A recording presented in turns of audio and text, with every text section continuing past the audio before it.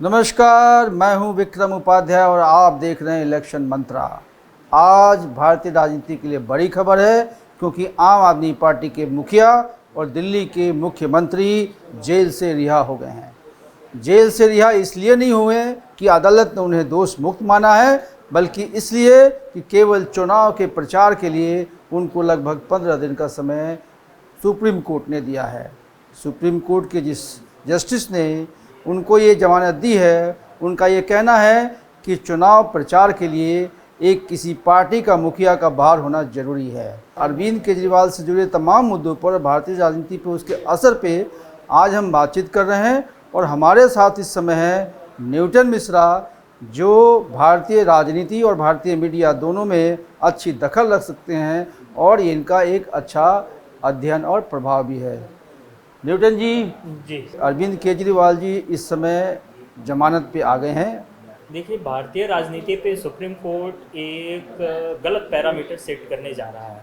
अगर इस तरीके से जो ईडी ने सुप्रीम कोर्ट में दलील दिया कि इस तरीके से तो हर वो नेता या हर वो किसान या हर वो प्रोफेशन के जो किसी न किसी सज़ा में जेल में बंद है, तो सुप्रीम कोर्ट को उसको बेल दे देनी चाहिए।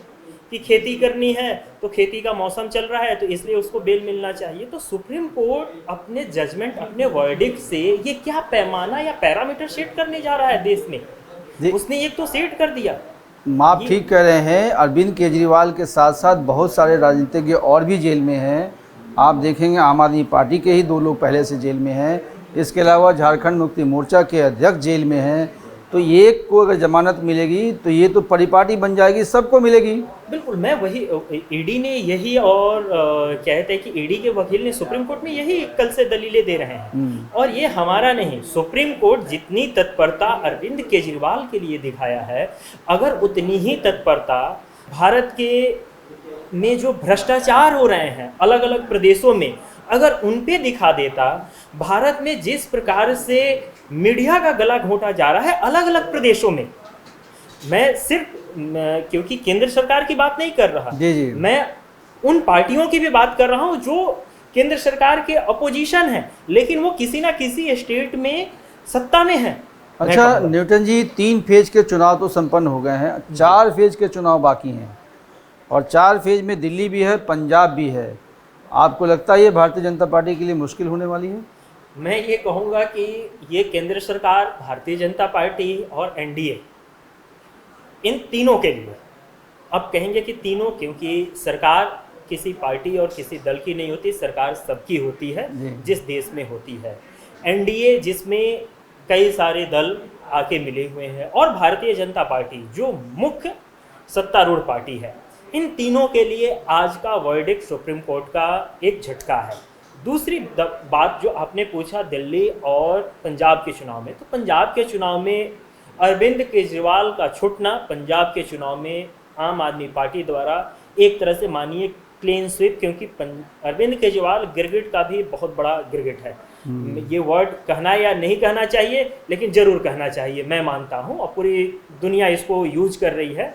वो जिस रोना को अब रोने वाले हैं आम आदमी पार्टी के नेता अरविंद केजरीवाल, भगवंत मान पंजाब के मुख्यमंत्री या अदर्स लीडर, देखिए ममता बनर्जी का कितना जल्दी रिएक्शन आ गया, लेकिन वही ममता बनर्जी अपने बंगाल में जिस प्रकार से महिलाओं का शोषण कर रही है, जिस प्रकार से मतलब इंसानों की अभिव्यक्ति यानी कि जनता की अभिव्यक्ति की आज़ादी को छीन रही हैं, उनका हनन कर रही हैं, उस पर वो एक शब्द नहीं बोलती। दिल्ली के 2 सीटों पे तो इसका खास प्रभाव पड़ेगा। एक दक्षिणी दिल्ली जिसमें संगम विहार का इलाका, खिड़की गांव, तुगलकाबाद एक्सटेंशन, तुगलकाबाद, मेहरौली, छतरपुर, पालम, डाबड़ी, ये जो पूरा दक्षिणी दिल्ली लोकसभा क्षेत्र है, बदरपुर, इन सब जगहों पे आम आदमी पार्टी को लीड मिलेगा। और दूसरा, जिस सीट पे बीजेपी को नुकसान होगा इस वर्डिक्ट के वजह से, वो सीट है पश्चिमी दिल्ली, पश्चिमी उत्तरी लोकसभा का क्षेत्र, जहाँ पे पूरा का पूरा शेड्यूल कास्ट यानी कि एससी रिजर्व सीट है।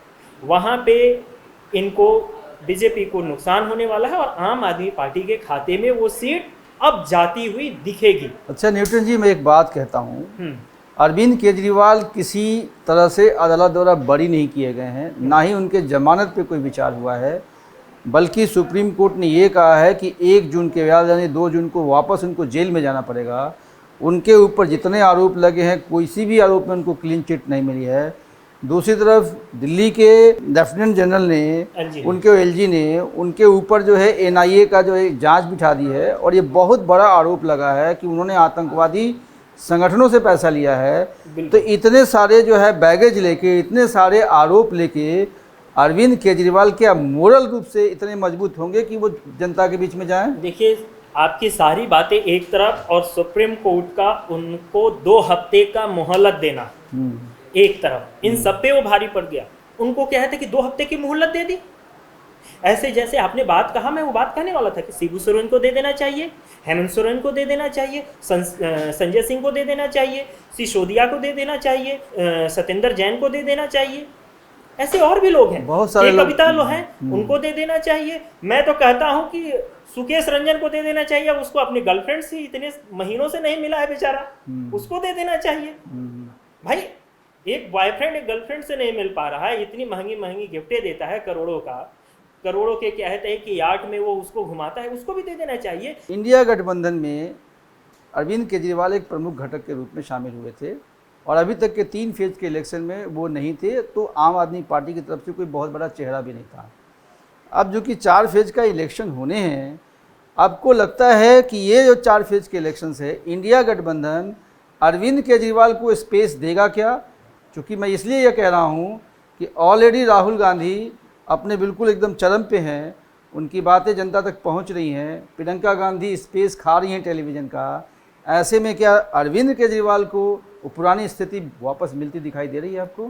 देखिए, अगर हम बात करें इंडी गठबंधन के, अगर इंडी गठबंधन अरविंद केजरीवाल यानी कि तथाकथित ईमानदार, सो कॉल्ड, मतलब एकदम परिपूर्ण सत्य बोलने वाले ईमानदार व्यक्ति, पार्टी, हाँ। कट्टर ईमानदार कह लें, इनको अगर इंडी गठबंधन की मुख्य जो पार्टी है कांग्रेस आईएनसी, अगर इनको बढ़ा चढ़ा के प्रमोट करती है, तो कांग्रेस अपने पैर में, अपने ताबूत में खुद कील मारेगी, यानी कि वो खुद कालिदास बनेगी। बाद में ज्ञान हो वो कालिदास बन जाए, वो अलग बात है राजनीति का।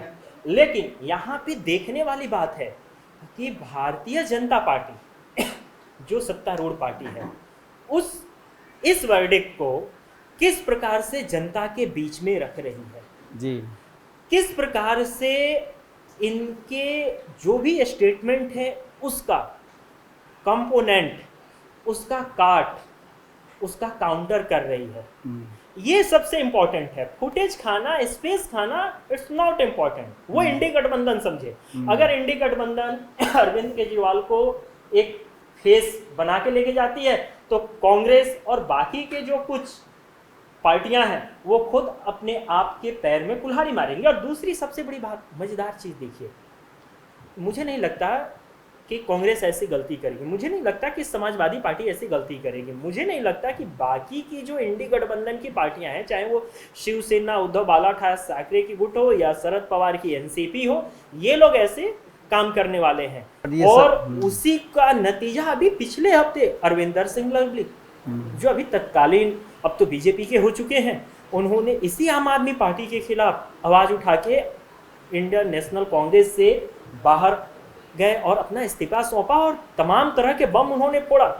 तो मैं नहीं समझता कि कांग्रेस इतनी मूर्ख और बेवकूफ है कि वो अरविंद केजरीवाल जैसे शुतुरमुर्ग और गिरगिट को एक पोस्टर बॉय बना के प्रोजेक्ट करेगी इस चुनाव में, और बाकी के 2 हफ्ते में। कि अरविंद केजरीवाल का पंजाब में किसी के साथ गठबंधन नहीं है, वो सभी सीटों पे अकेले लड़ रहे हैं। बिल्कुल। लेकिन कांग्रेस अगर अरविंद केजरीवाल का समर्थन करती है या समर्थन लेती है, तो क्या भारतीय जनता पार्टी के पास एक ये हथियार मिलेगा कि आतंकवादियों के साथ कांग्रेस भी है, आम आदमी पार्टी के साथ? सबसे पहले मैं ऐसा ना कांग्रेस करने वाली है ना आम आदमी पार्टी करने वाली है, क्योंकि एक ही थाली के दोनों चट्टे बट्टे हैं, चोर चोर मौसेरे भाई। क्योंकि उनको पता है कि ऐसा करेंगे तो सत्तारूढ़ पार्टी को और जो मौजूदा प्रधानमंत्री हैं अभी, उनको ये मौका मिल जाएगा, और मौका मिलते ही हमें मसल के एकदम रख देंगे। तो वो ऐसी गलती नहीं करने वाले हैं। वहाँ पे ये है कि जिसके पास जितनी सीटें आए बाद में हम मिलजुल के बांट के खाएंगे और अपना पेट जैसे भी बड़ा करेंगे। अभी जो है पेट सिकुड़ा के जितना हो सके उतना बटोर लो पंजाब से, तो ये वही काम कर रहे हैं। वहाँ पे ऐसी गलती नहीं करेंगे, क्योंकि अरविंद केजरीवाल एंड कंपनी की आप माइंडसेट पढ़िए, कांग्रेस की आप माइंडसेट पढ़िए, कांग्रेस की स्ट्रेटजी समझिए। कांग्रेस कितनी भी बेवकूफ़ है ना, ऐसी गलती नहीं करने वाली। पंजाब और दिल्ली की राजनीति। दिल्ली में आम आदमी पार्टी और कांग्रेस का गठबंधन है 4 और 3 का। अगर पंजाब में कांग्रेस जो है दूरी बनाती है अरविंद केजरीवाल से, तो दिल्ली में साथ कैसे रह सकती है? मैंने वही बात तो बोला, चोर चोर मौसेरे भाई एक ही थाली के चट्टे बट्टे। हमें मिल बांट के खाना है, हमें वहाँ दिखाना है कि हम अलग हैं। यहाँ हम एक ही थाली में जो कुछ मिले सब सहड़ महड़ के खा लो। यहाँ पे एकदम गेरा बना दो, मिट्टी गोबर जो भी करके यहाँ पे एकदम इको फ्रेंडली बना दो। वहाँ पे हमें एकदम कॉन्क्रीट रखना है कि नहीं अजय हम तो अलग हैं। एक दूसरे के सामने देखिए एकदम अपने प्रतिद्वंदी को तरीके से उतारे हैं और जबरदस्त तरीके। यही तो राजनीति समझना है देश की जनता को। देश की जनता और हमारी भोली भाली मतदाता इसी बात को नहीं समझ पाती है, इसी झोल को नहीं समझ पाती, इसी स्कैम को नहीं समझ पाती। यही स्कैम जनता जनार्दन आपको समझना है।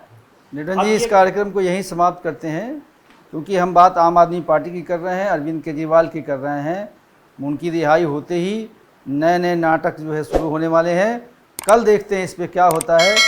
तब तक के लिए हमें इजाज़त दीजिए और देखते रहिए इलेक्शन मंत्रा।